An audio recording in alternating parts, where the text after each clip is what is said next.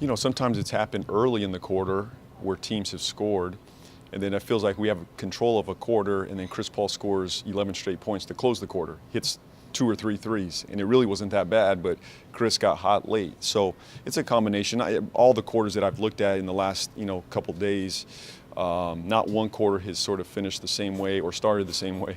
But we just got to be, the bench got to be locked in, and the starters got to be locked in from the start.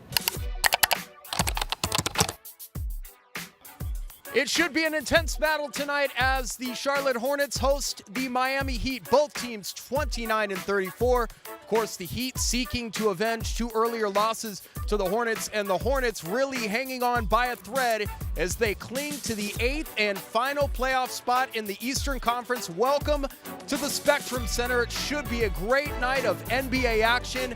The Charlotte Hornets, boy, what can you say about the Hornets? They've had every chance in the world to jump ahead of some of these teams and jockey for better playoff positioning than they already have. But you look at the scoreboard right now, and we're going to be scoreboard watching tonight. The players may tell you that it's not going on, but ADSN certainly is.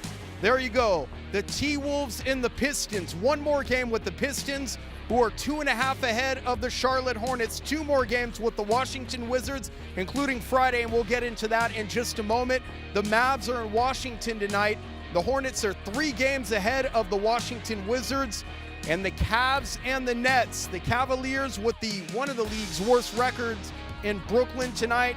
Brooklyn is 2.5 ahead of the Charlotte Hornets, and the idle team in this equation tonight, the Orlando Magic. And the Hornets are a half a game ahead of them. And of course, the Magic, wouldn't you know, the dramatics of the NBA. The NBA has such a flair for the dramatics. The Magic and the Heat will meet the final game of the season, which will be on national TV. So quickly, let's get to this. The keys for the game, the Hornets tonight. By God, do not fall behind to this Miami Heat team. The Hornets have allowed opponents to score at least 30 points in 9 straight games in the first quarter. They do not want that to be the case tonight.